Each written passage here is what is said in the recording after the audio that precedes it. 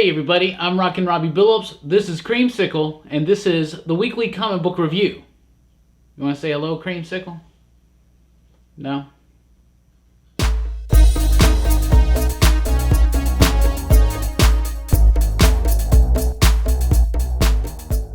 That's right everybody, welcome to Pop Culture Philosophers and the weekly comic book review. I'm Rockin Robbie Billups. This is the show where I read a lot of comic books and I'll let you know what I thought about them, and we always start with the pick of the week. So let's get right into it. This week's pick of the week, Wasted Space number 7 from Vault Comics. From writer Michael Morrissey, from artist Hayden Sherman, colorist Jason Wordie, and letterer Jim Campbell. Exceptional work from the entire team. Vault just keeps pumping out great high quality content. Wasted Space is one of the top books in the industry right now. I love it. I did a little bit of an advanced review a couple days ago here on the channel, so you might want to check that video out. I go on and on about this book. Nevertheless, this is a fantastic issue that tackles lots of really exciting themes. It's explosive, it's subversive, it's violent, it's exactly what you expect from Wasted Space. I've completely fallen in love with the characters of Billy and Molly and Dust, and I am ride or die with these cats right now. This is fantastic stuff, a great story, and it just keeps getting better and better. It gets more exciting, more rich, especially thematically. Great stuff,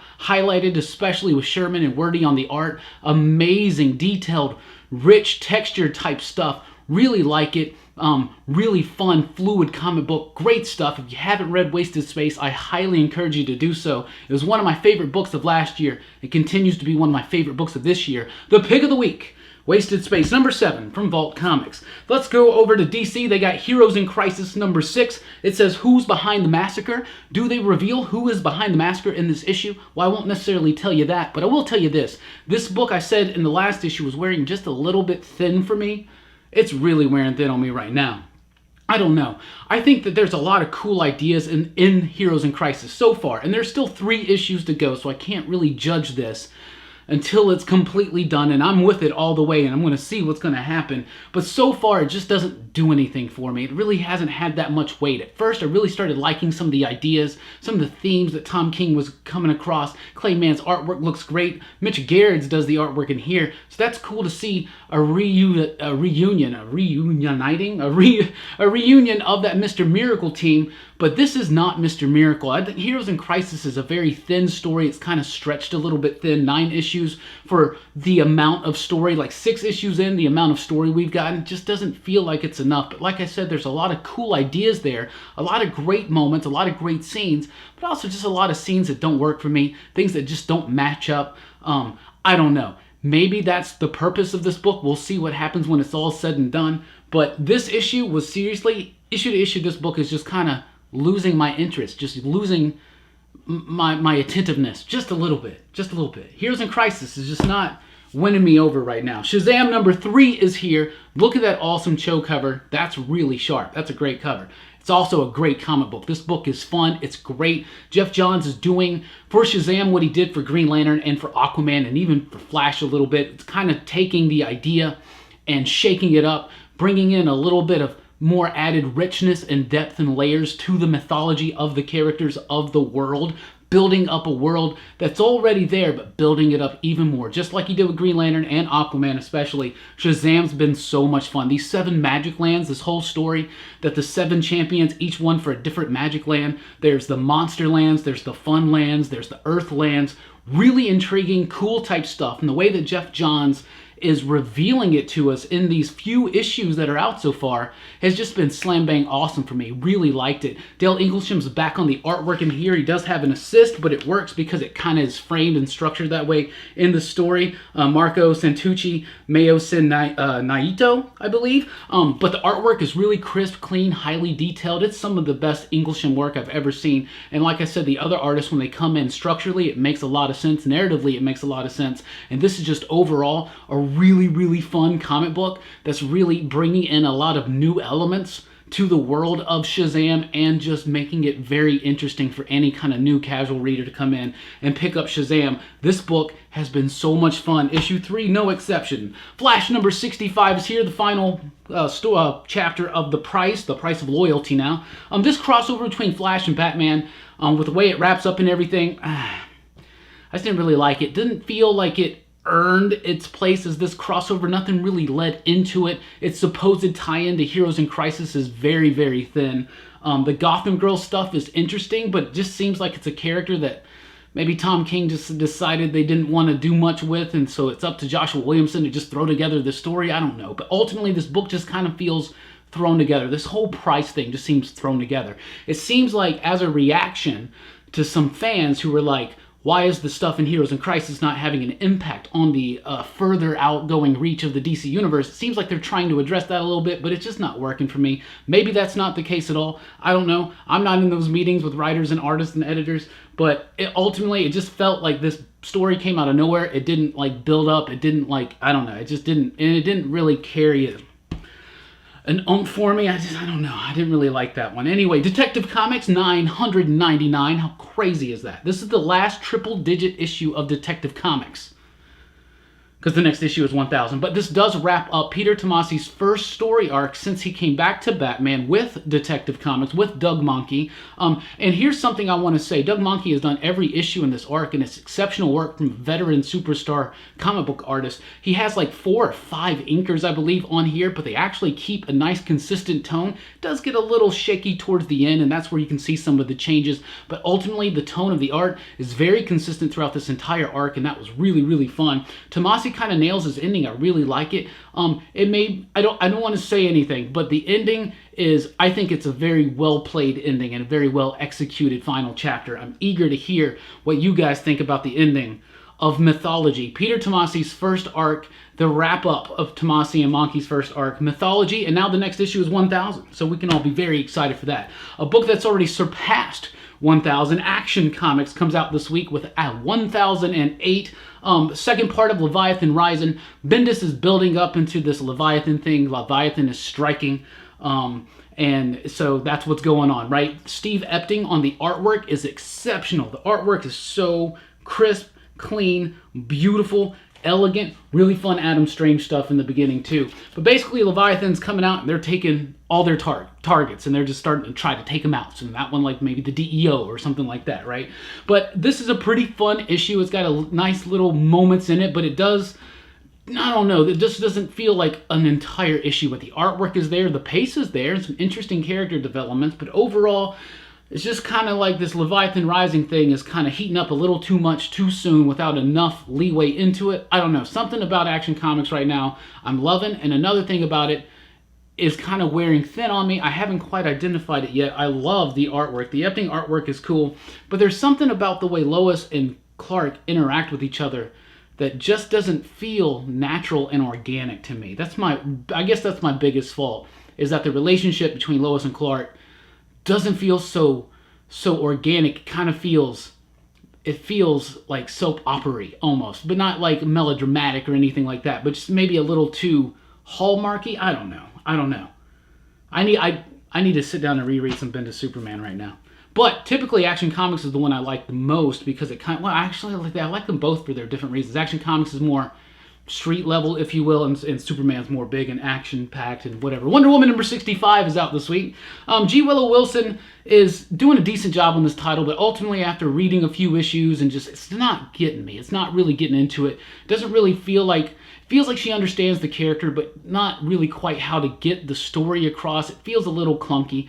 The artwork in this issue just wasn't quite up to speed, at least in my opinion. The artwork has been inconsistent throughout the run. At times it's really shined really brightly. Other times though, I really like the ideas of the story, but sometimes they just come across a little too soap opera-y at times, especially a scene in particular in here with Diane and Veronica Cale. I don't know. I just don't feel like Wilson has found her footing yet on Wonder Woman. I hope she finds it very, very soon. Martian Manhunter number 3 is out from the 12-issue maxi series by Steve Orlando and Riley Rosmo. I'm liking it. It's actually pretty cool. This is a good issue that kind of retells the whole origin. Well, this whole series is tackling a reinterpretation of the origin of Martian Manhunter. But in this one, they actually get into the actual classic origin where he gets teleported to Earth by a scientist and the scientist dies from a heart attack.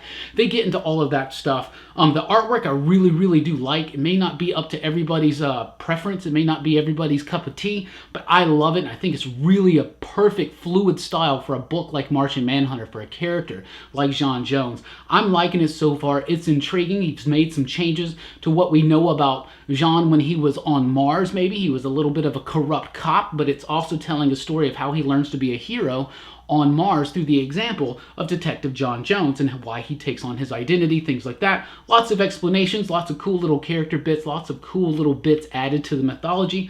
I'm liking it. 3 issues in right now. A 3rd issue of another 12-issue maxi series from DC Comics this week, Freedom Fighters, number 3 from Robert Venditti and Eddie Barrows. I like the artwork. It's really good. Very solid stuff. Real fun types things in here. This is about Earth X, right, which is where the Nazis won World War II, so they've taken over, and so the Freedom Fighters are these superheroes that are trying to reclaim America and bring freedom back into the world, right, from this oppressive Nazi regime, right? So I'm liking it. The characters have a little bit of time to shine, but it seems like more of the spotlight is on the big action of the book and on just the cool alternate reality type concept, the other dimensional ideas and alternate history type idea. So it kind of focuses a little bit more on that. It does do a little bit of character work, especially in this issue with Black Condor, but so far I am liking Freedom Fighters. So I think these are 2 really good 12-issue maxi series that DC has coming out right now. The Terrifics number 13 is out. Jeff Lemire is almost done. He's got 1 more issue of the Terrifics, and it's all building up and coming to a head here. Joe Bennett on the artwork, taking some of his more refined and experimental approach that he's been using in books like Immortal Hulk, bringing that in a little bit, albeit with a little bit more brighter color, so it doesn't quite have the punch of the Immortal Hulk, but I do like the artwork. I think Bennett's been doing some of the best artwork of his career these last few years. Jeff Lemire is doing a great job of what started off as kind of like a riff on the Fantastic Four, really kind of has come into its own identity. Really fun story, great characters, really cool developments with Plastic Man's son, Metamorpho, Phantom Girl, and all that kind of stuff. I'm really, really liking this book, really fun stuff. And I'm really sad to see Lemire leaving the book, but it's nice to see that it's going to last a little bit longer with a new writer, albeit maybe for only like 6 issues or so. We shall see. Let's jump over to Marvel. There's a new one-shot, Captain Marvel, Braver and Mightier. So it's perfectly timed because there's that Captain Marvel movie coming out. I'm excited about it. And so this is a little one-shot that really does a great job. If you've never read a Captain Marvel book, or especially if you're trying to find a Captain Marvel book for your kids so they can get an idea of who this character is before they go into the movie, it does a great job of doing that, explaining a little bit of who she is, her role in the Marvel Universe, how powerful she is, her power set, and it's kind of wrapped up in a nice little one-and-done story. So nothing's going to change your life. It's not like, whoa, that's the best Carol Danvers story I've ever read. But it's a really nice primer for somebody who's wanting to know more about Carol just in time for the movie, or watches the movie and wants to be like, let me read something real quick and like what's she like in the comic book. This is a good snapshot of what Carol's like in the comic books right now, and I thought it was pretty well done. The Extremists is continuing on with the Age of X-Man. So far I've liked the Age of X-Man. I think it's some neat concepts and cool ideas. It's kind of like the polar opposite of the Age of Apocalypse, where that's like a mutant dystopia. This is like a mutant utopia, but of course in both stories, the things that the people in power must do to keep this society going are very nefarious and heinous, in other words like that. The Extremist, though, has been one that just this first issue didn't really quite hit for me. Some of the dialogue felt clunky. It felt a little uneven. I didn't really buy into the friendships or the chemistry between the different characters. That kind of took me out of it. Georges Genti's artwork was solid and exactly what we're used to from him, but this so far to me has been the weakest issue of the Age of the X-Man stuff, but I do think Age of X-Man has been pretty fun and pretty interesting. Daredevil number 2 is out, and I loved this book. Seriously, Chip Zdarsky, Marco Cicchetto, and is it Sonny Gao?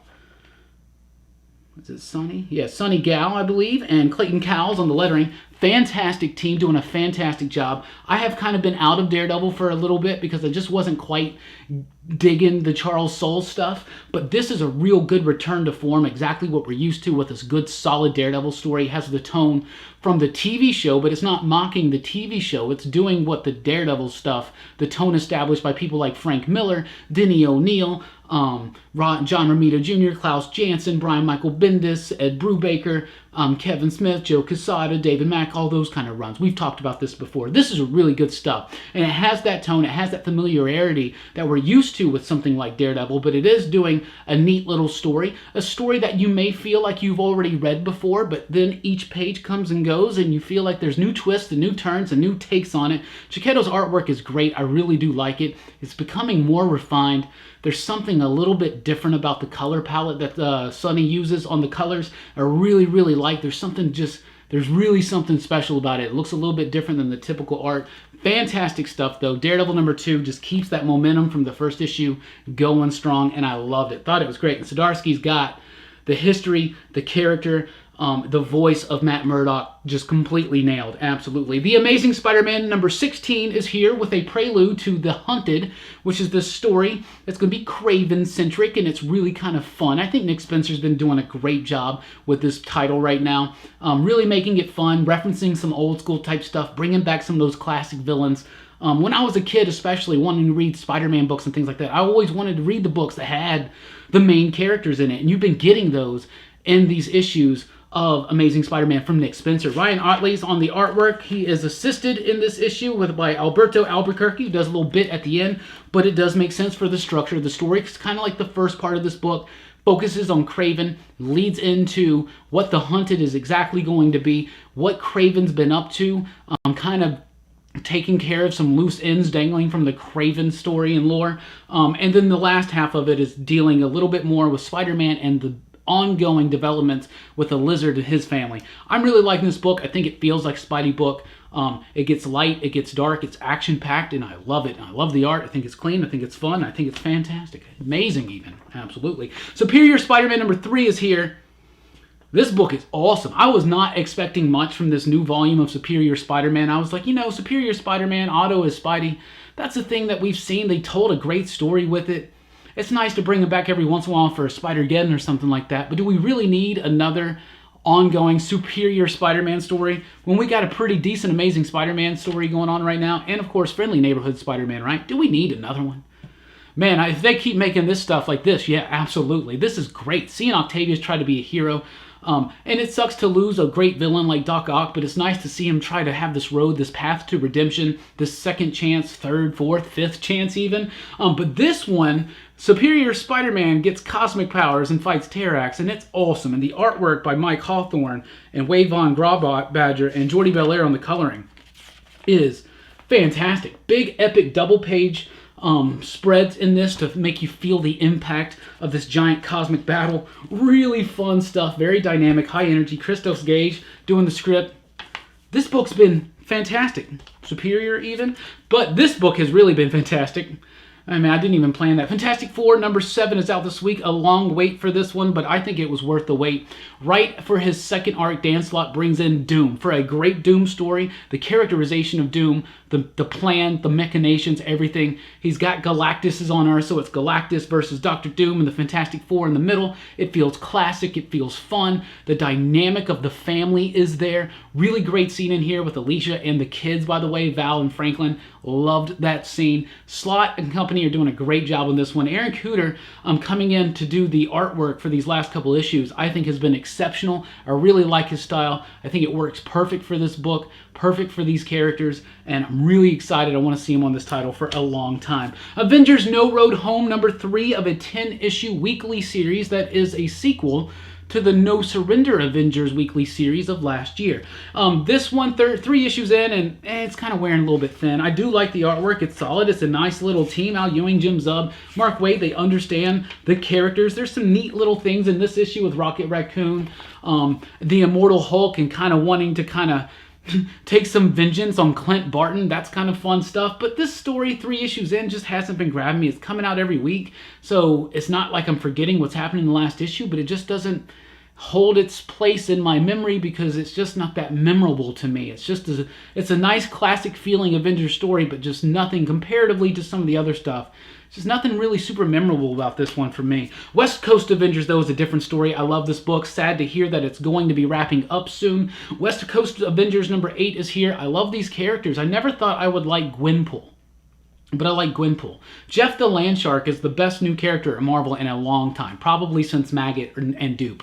Seriously, a fantastic, great character. I'm really sad to hear that this one's going to be wrapping up, but it's nice to see that Kelly Thompson, the writer, has gotten a few more issues to kind of explore out her Kate Bishop run, continuing from her Hawkeye run, which I thought was just one of the most exceptional comic books at Marvel in the last bit. Really did like the artwork in this issue. I think it's a new artist that jumped on. Really do like the characters. Like I said, never thought I'd be a Gwenpool fan. I was already a Quentin fan. I was already a Novar fan, but now I'm even more of an America fan for sure, too. Really like the characters, really like the voices under the pen of Kelly Thompson. Going to be sad to see this go if those rumors are true, but it's not in the solicitations for May, so that's kind of sad. But let's enjoy it. Let's enjoy it while it's here, and hopefully we'll get some more Kate from Kelly Thompson soon, because Kate Bishop has become one of my absolute favorite Marvel Comics characters in the last few years, and it's because of Kelly Thompson, the writer of this book right here. The Invaders #2 is here, and the first issue I thought was really solid. The second issue, just a little bit more clunky, just a little bit more uneven, didn't really quite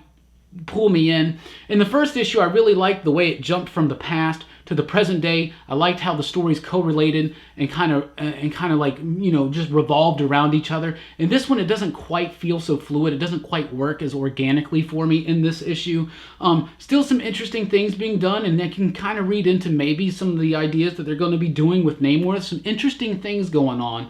But the second issue was not as strong as the first one. The art was still pretty solid, though. I do like the artwork. We got Butch Geist and Carlos Magno on the artwork. Butch Geist doing the classic old school 40s ones.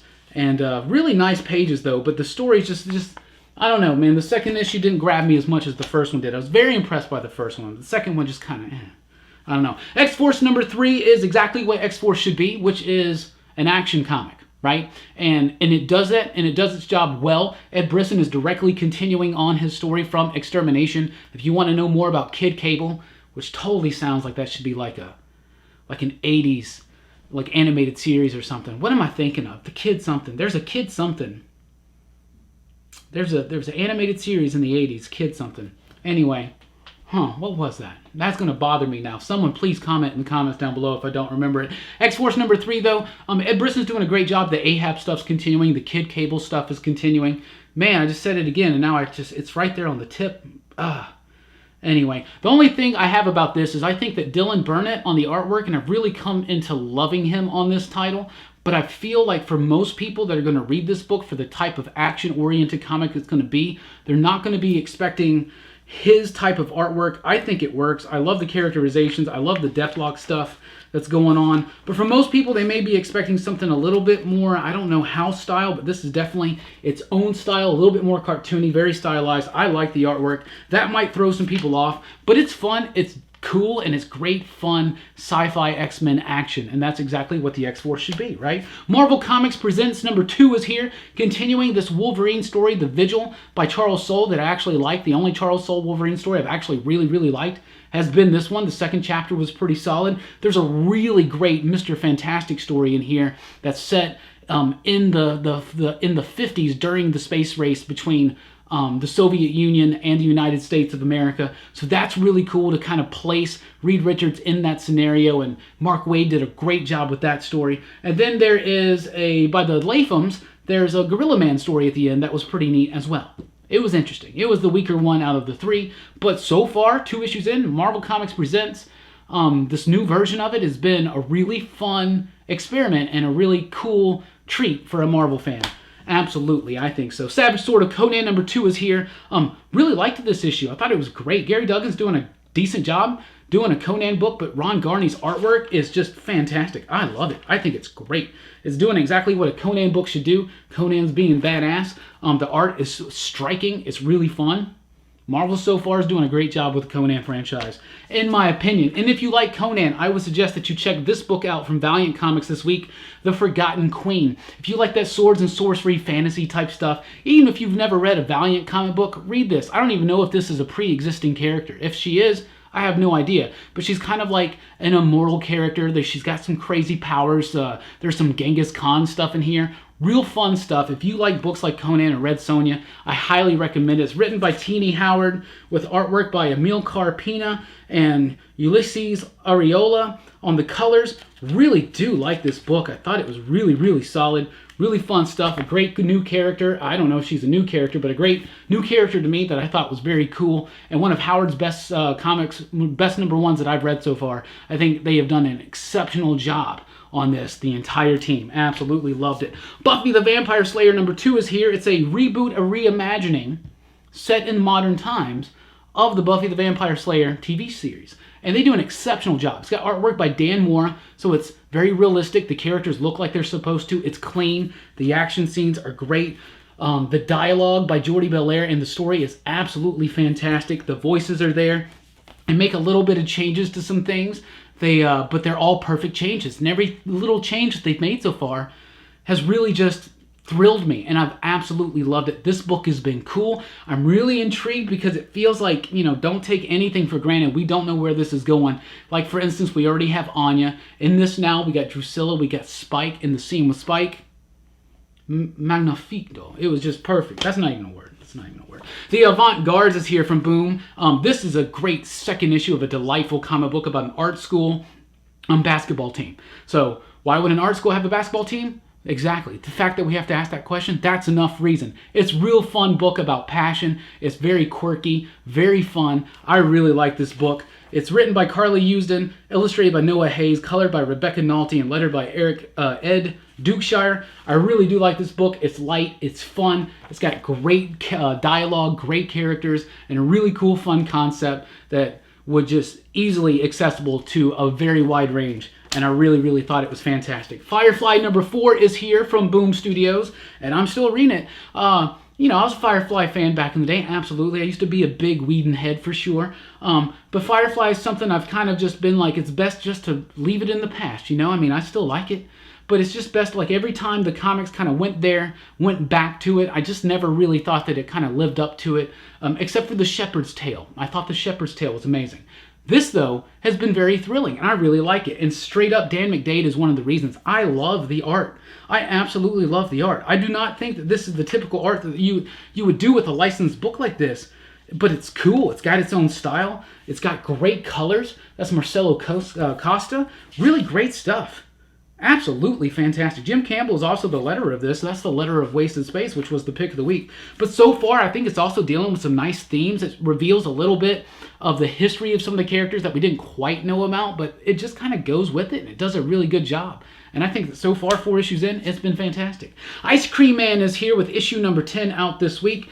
This issue was fantastic. When it first started, I think it's all in Spanish. I don't read Spanish. I can't speak it, so I was kind of like, well, let's just see what happens. Is this whole issue's in Spanish? I mean, that's cool. We'll see what, you know, comic books are visual, obviously. But it wasn't the entire issue, but every bit that was in Spanish, it didn't matter that I didn't know exactly what they were saying. The intent and the motion, everything about it just completely came across. I really liked this story. This was really cool. Ice Cream Man has just been really cool, and they're really starting to ramp this stuff up. This has not been my favorite individual story of Ice Cream Man, but it was still very solid. Great artwork by Martin Morazzo, and great, beautiful coloring by Chris O'Halloran. I love his coloring. I'll just show you a couple pages. Some great coloring there. Look at those blues. Look at those blues pop. It's real fun stuff that really highlights certain scenes. This scene right here is all in greens and blues, and the way that it washes over and the composition on the page, I can't show you because it just, I don't want to reveal anything to the issue for people that haven't read this yet, but Ice Cream Man #10 rolls right along. 3rd story arc. It's amazing. Man Eaters is here with issue #6, which is the first story, or the first chapter, I believe, in the first arc. No, it's the second one, isn't it?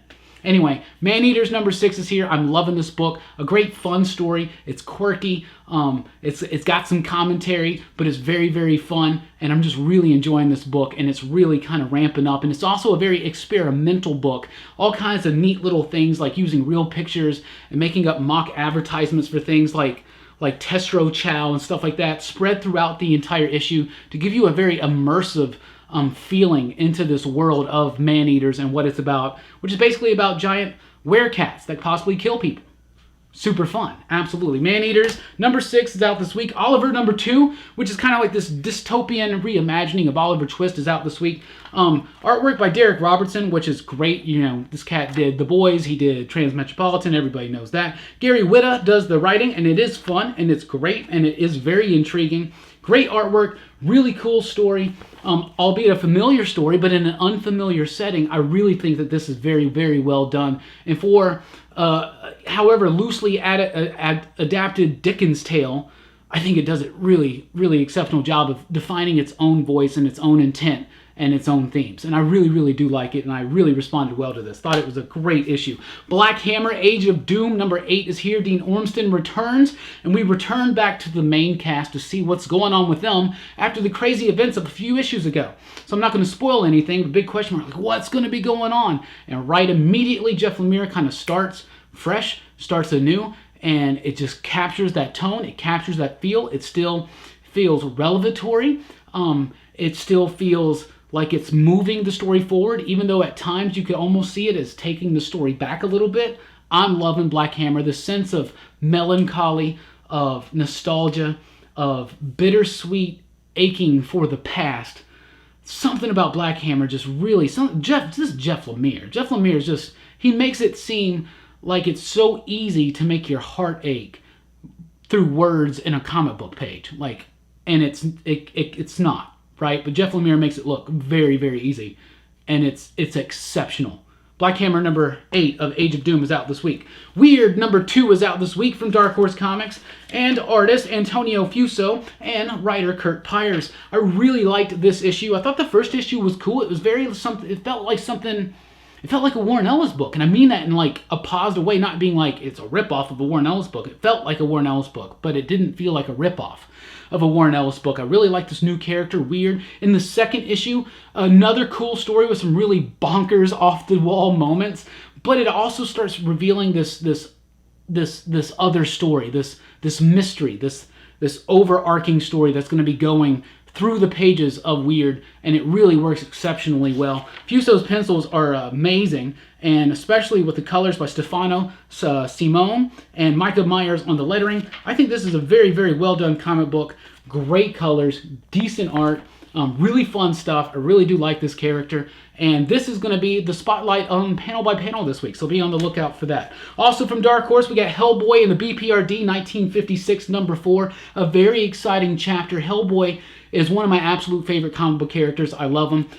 These stories don't have the weight and the gravitas of the old school Mignola, newly fresh Hellboy stories, but they still are great at filling in those little holes and having their own moments of gravity as well. And this issue is one of those issues. Big moments, real fun stuff. You've been keeping up with this book? It gets really, really exciting. Peter Cain and Thunderbolt number 2 is here, and this book is slam bang awesome. It's fantastic. The second issue to me is even better than the first. Peter Cain and Thunderbolt is the character that basically Ozymandias from The Watchmen is based on. So instead of leaning away from that, Kieran Gillen, the writer of this book, goes straight into it and says, yeah, well, let's put up the classic version of Thunderbolt up against Ozzy. Let's do it. Let's just go full board into it. Let's homage The Watchmen. Let's kind of pick up some of the nuances from it and do it in a subtle way. Great stuff, even from the lettering by Haas. Really great stuff, mimicking that style from The Watchmen, using the different balloons from other people. One of the just such a crazy, cool idea of dimensional travel that happens in this issue that is so awesome. This is basically my number 2 pick of the week. I thought Peter Cain and Thunderbolt number 2 was exceptional, and the artwork by Casper Wingard is really great. Mary Safro's coloring, fantastic. This is just a great job from all the way across. Absolutely. It doesn't just poke fun at Watchmen or anything like that. It definitely has a respect for the Watchmen, and it comes through those pages and it shines through, and it's so different and cool. And I really, really liked it. Absolutely. Kino number 14 is here with the final part of the third act of Kino, which is the first story arc by Alex Packnadel, the writer over at Friendo from Vault Comics, which is one of my favorite comics on shelves right now. Alex has crafted a really cool story here, taking what Joe Casey did in the first several issues and just going in a completely different direction, at least something that just feels like a completely different direction. I really like it. A big, nice epic exploration about, you know, a little bit of things about going on in the real world today, and also just about taking this idea of the superhero and making a superhero comic book that's a little bit different. I really like it. Kino so far has been amazing. If you haven't been checking out any of the Catalyst Prime books, I haven't been either really, but Alex Packnadell is doing Kino right now, and I think it's definitely worth checking out. Getting those Joe Casey books are actually real fun and a nice exploration on comic books and comic book superhero history, and Alex just comes in and just does his own spin on that, his own voice to it, brings his own voice to it, and absolutely just excels. Does a great job. Diego Galladino and Adam Kuzowski rounding out the team. Really fun stuff. I think you guys would like it. You should check out Kino. Absolutely. And finally, let's talk about the Star Trek book, the Q Conflict #2. So it's the Q and all these other like super powerful races from Star Trek. They're getting together. They're having this big war, and instead of just wrecking the galaxies with their, you know, god-type war, they pick these Star Trek crews, and they're gonna like mix them all up and pick teams. They basically pick teams like you're in like middle school picking teams for baseball or something. Like, well, I want Captain Kirk. Well, I want Picard. Well, I want and so there's a mix match of all these different teams. So like Captain Kirk's team doesn't have Spock on it. Spock's on Jean-Luc Picard's team. So that's kind of neat. It's kind of fun for a Trekker like me to see these characters interact in the way that they're interacting, especially with Q involved. But it's not the greatest comic book out there by any means. But I think Trek fans will like it. I mean, I like it. But it's not good. But it's a guilty pleasure. It's fun. It's silly. That's what it is. So that's what I read this week. I think that was 35 comics. That was a lot. Lots of excitement out this week, though. So what are you reading? What are you excited about? Let me know in the comments down below. We love talking to you guys about comic books all the time, and you can do that by joining us at the official Facebook group for Pop Culture Philosophers, the PCP Army, or joining us here Sunday nights, 7 o'clock U.S. Central Time at night, p.m., that is, for Robbie Rants Live, where we talk about comics, movies, pop culture, and more. Thank you so much for checking out the video. Please be sure to like, share, and subscribe, and all that jazz. I've been Rockin Robbie Billups. Thanks for rocking with us. Keep on reading.